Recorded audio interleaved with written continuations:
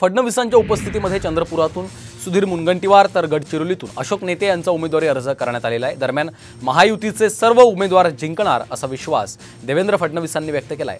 तर महायुतीच्या जागा वाटपाचा तिढा सुटला असून लवकरच सर्व जागांवर उमेदवार घोषित होतील असंही फडणवीसांनी म्हटलं।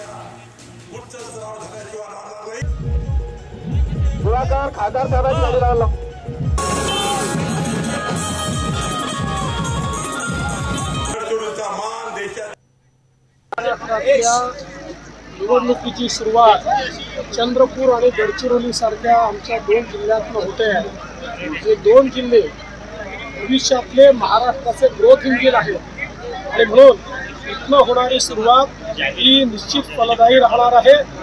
दोन्ही जागी चंद्रपूरला सुधीर मुनगंटीवार आणि गडचिरोलीला अशोकराव नेते प्रचंड मताने निवडून येणार आहेत। त्यामुळे आमच्या विजयाची मुहूर्तमेढ आम्ही 2 फॉर्म भरून आज केलेली आहे।